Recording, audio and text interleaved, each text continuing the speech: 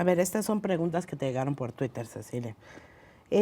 Mimis Muldek, pues yo creo que es MDC. Si piensas postularte de nuevo a la presidencia, que sería bueno. No lo he pensado, pero no lo desecho. Ok, ¿te brindas? Sí, claro. ¿Sí? Sí. Ok, pues podría ser candidata independiente incluso, ¿no? ¿Perteneces a algún partido ahorita? No pertenezco, estoy muy cercana al PRD. Claro. Nelly Ama te pregunta, ¿por qué continúa en el PRD y no en Morena? ¿Qué sintió como mujer ser candidata a la presidencia y después? A ver, ¿por qué no estás en Morena, Cecilia? Porque no soy religiosa. ¿Cómo? No, ¿Los de Morena no son esos los del Partido Encuentro Social? ¿O también? También. No soy religiosa.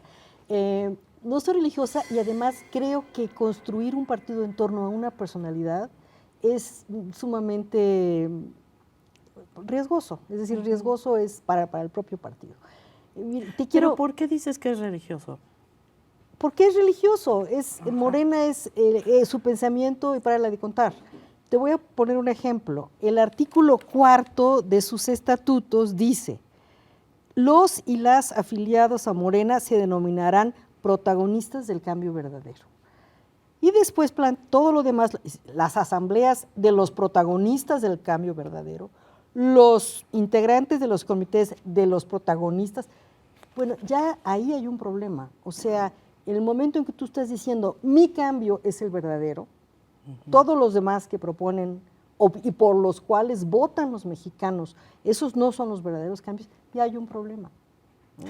El otro día escuchaba que una diputada del PRD dijo que son la razón de ser de la Cámara. Así es, en el debate sobre presupuesto, una diputada planteó que ellos son la razón de existir de la Cámara de Diputados. La bancada de Morena. La bancada de Morena, porque los que votamos a favor, yo voté a favor en lo general y en contra en lo particular, esos ya acabamos con todo. Entonces, lo importante no es si el PRI o el PRD o el PAN son más o menos perfectos que Morena. Lo importante es que esa manera de ver desprecia a los mexicanos que votaron por otros, ¿no? A los mexicanos que votaron por el PAN o que votaron por el PRD o que votaron por el PRI, que son mexicanos tan válidos como cualquier mexicano que vota por Morena. Muy bien. Nelly, ya te contestaron. Jesús Loaiza Rosales te pregunta, ¿qué se siente vivir del pueblo, ellos, los de la clase política? Pues realmente es mucho trabajo y poco salario. ¿Sí? Sí. ¿Tú ganabas más en la IP? Pero muchísimo más. Muchísimo más. Muchísimo más. Además hay un compromiso de tener una contabilidad estricta y de no permitir ni un centavo de desviación para otros usos. Yo creo que la votación de estas pasadas elecciones fue muy dura para todos los partidos, menos, digamos, con la excepción de los nuevos que llegaron a la Cámara, ¿no? Pero todos los partidos tradicionales bajaron el número de votos de manera muy importante y el mensaje de la población es: no queremos corrupción, queremos transparencia, y entonces yo estoy comprometida con eso. Claro.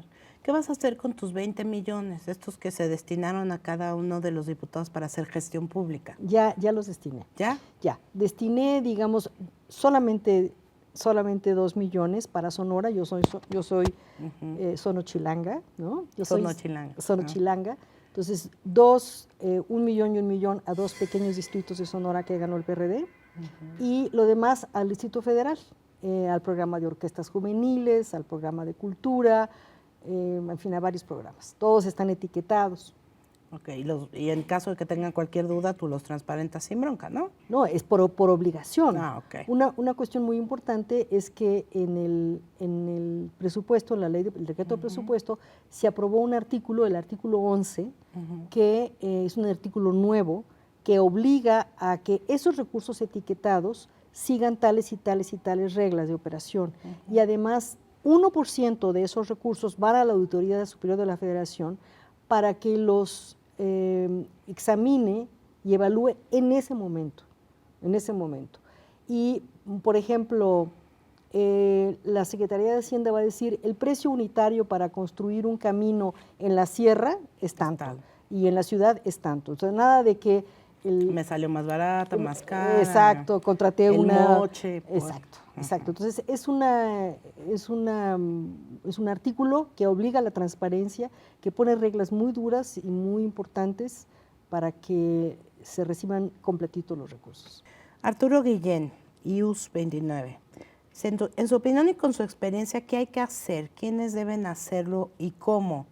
Se refiere a la situación por la que atraviesa su ex partido, el PT. Pues ya no existe, ¿no? El PT perdió su registro, ya no sé si, creo que tenían un último recurso. Creo que ya no. Creo que ya no.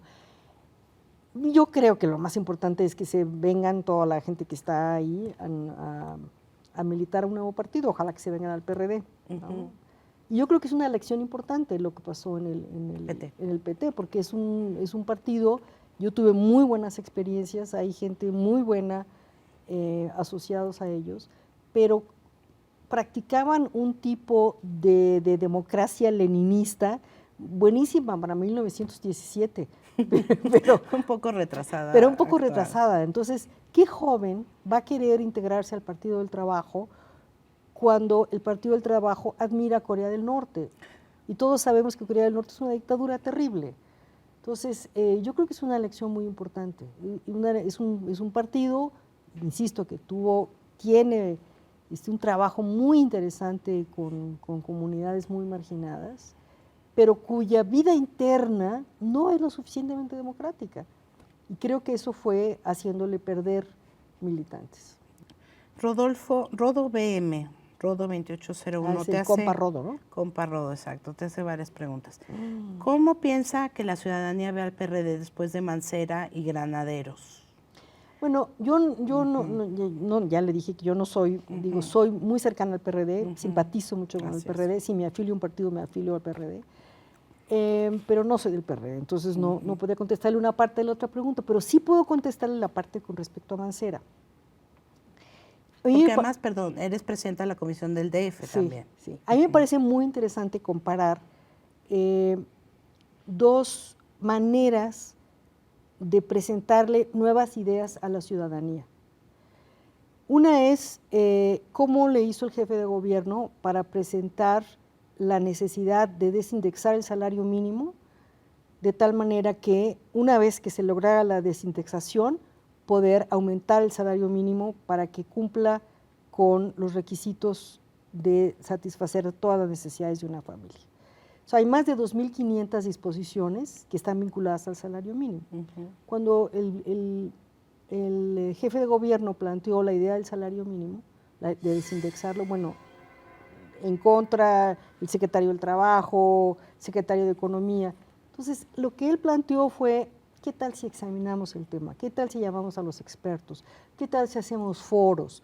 Entonces, fue un proceso de un año y medio en que fue ganando un debate cultural, un debate de ideas, donde no hubo calificativos y se ganó. Mañana, miércoles o esta semana, se va a aprobar ya en el Pleno de la Cámara de Diputados la reforma constitucional para desindexarlo y a partir de ahí va a ser mucho más fácil aumentar el salario. Compara eso con el debate del aeropuerto. El debate del aeropuerto, hay un nuevo aeropuerto, el gobierno del doctor Mancera dice que como nosotros tenemos el derecho de uso de suelo, nosotros lo otorgamos, ¿qué tal si abrimos un debate para pensar qué hacemos con esos terrenos? ¿No? El gobierno del gobierno central, el gobierno federal dice, vamos a hacer un bosque, dijo el secretario de Medio Ambiente. Pues vamos a ver qué hacemos, dijo el secretario de Comunicaciones, un centro de convenciones. ¿No? O sea, nosotros sabemos qué hacer. Y el López Obrador dijo, está todo mal. Sí, ¿no? vamos a hacer otro. Entonces yo creo que al contrario, yo creo que si tú comparas esas tres maneras de debatir, claramente no identifico al doctor Mancera con Granaderos, al contrario, lo identifico con un método muy interesante para ganar, para hacer que las ideas penetren en la sociedad y la sociedad diga, por aquí es el camino. Soledad Villa, ¿por qué Agustín Basabe no eran de mejor peso otras opciones? El PRD tiene dirección, habrá cambios de fondo, eso. Y sobre el presupuesto, ¿Cuál fue el argumento para no tener un presupuesto base cero real? Okay. Sobre Agustín Basabe es un excelente elemento, somos amigos desde hace muchos años, y él está muy cerca del PRD desde hace bastante tiempo. Desde el año 2006 fue candidato a una diputación federal, no logró entrar. Estuvo en el Consejo Consultivo de la campaña de López Obrador. Estuvo en contra de que tomaran... Fue una de las 2 personas que le dijeron que no era correcto tomar reforma. Y luego siguió muy cerca del PRD con el tema de la reforma del Estado. Y lo que es cierto es que en el PRD hay una dinámica entre las corrientes que ya no permitía, digamos, una renovación. Yo creo que Agustín puede, con la voluntad que han mostrado los otros de cambiar, puede lograr una renovación importante. Yo tengo muchas esperanzas de que así sea. La otra pregunta era por el presupuesto base cero. Bueno, el gobierno planteó la idea del presupuesto base cero, que básicamente es la idea de un presupuesto que no sea inercial, que no porque gastamos tanto el año pasado vamos a gastar igual o un poquito más, sino que hay que revisar. La verdad es que es una buena idea, pero lleva mucho tiempo revisar los programas, evaluarlos realmente de manera rigurosa y hacerlo. Entonces yo creo que se va a ir haciendo. Okay. O sea, no porque no se hizo este año, quiere decir que para el siguiente hay que estar en constante evaluación, dices tú. Exacto, hay que estar en constante evaluación. Y este inicio de nueva legislatura es un inicio difícil, porque la Cámara se instala el 1 de septiembre, el 8 de septiembre llega el proyecto de presupuesto y en realidad no estamos listos en la Cámara para examinarlo, porque tardamos un mes en instalar las comisiones. Entonces, yo le prometo a, ¿cómo se llama? Se llama Soledad Villa. A mi amiga Soledad, que desde ahorita vamos a empezar a ver los informes trimestrales que manda la Secretaría de Hacienda y a trabajar el tema de qué programas son redundantes y qué programas podemos mejorar. Bien. Donato Romano te pregunta, ¿al PRD le queda todavía algo de credibilidad? Pues tuvo 4 millones de votos, yo creo que le queda bastante credibilidad, es todavía el tercer partido más fuerte, ¿no? Paul Reyes, ¿tiene remedio el PRD de México? ¿Sobrevivirá sin un líder caudillo? Es como lo mismo. Y yo creo que la única manera de sobrevivir es precisamente sin un líder caudillo. Es decir, no estamos en 1910. No estamos, por favor, ya no sigan llorando por Zapata. Sí. Y finalmente otro parecido pero cercano. Gregorio Viramontes. Parece que el PRD se duele por el peje, pero esto le regresó su posibilidad de ser de izquierda. ¿Por qué no avanzar sin estos parias que envilecieron a la izquierda? Mejor pocos, pero por convicción. ¿Tú qué opinas de Andrés Manuel López Obrador? Yo creo que igual está perfecto para 1917. No, yo creo que es un líder muy importante, tiene un arrastre grande de la población y tiene un arrastre grande en la población porque tenemos una educación sentimental basada en los héroes, ¿no? Basada en los caudillos. Yo creo que esto ya no es para el siglo XXI. ¿no?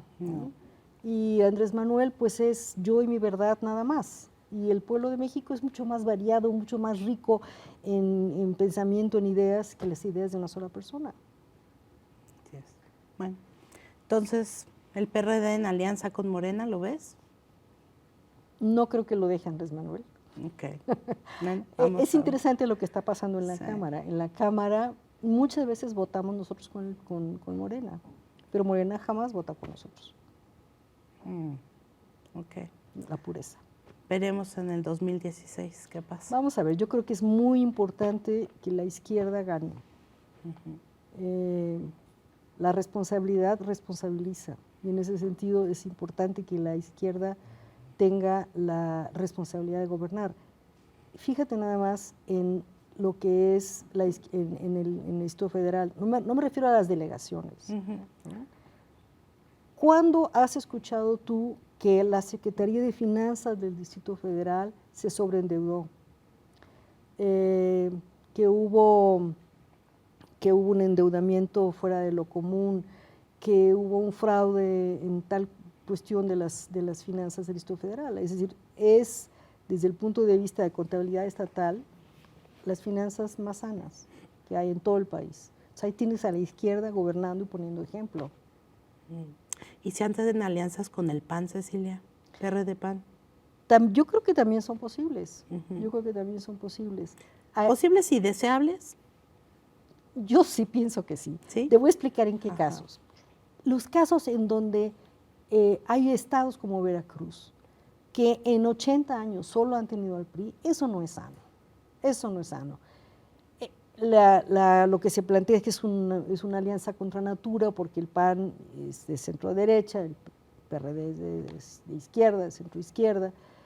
Yo creo que hay un tema en donde sí no estamos de acuerdo, PAN y PRD, que es el tema fiscal. Nosotros sí queremos más impuestos, no queremos más impuestos para la ciudadanía en general, no queremos más impuestos para las clases populares, pero sí queremos impuestos para los más privilegiados, ¿no? De tal manera que podamos usar los instrumentos fiscales para romper la dinámica de desigualdad que hay en el país. Ahí sí hay una diferencia importante. En otros temas básicos como democracia, ¿no? como anticorrupción, como romper esta dinámica de que los veracruzanos y otros tamaulipecos, Tamaulipas, Coahuila, Colima, no conocen otra forma de gobernar. Yo creo que ahí sí podemos tener un acuerdo. Ok. A ver. A ver qué sale. Muchas gracias, Cecilia. Gracias a ti. Gracias.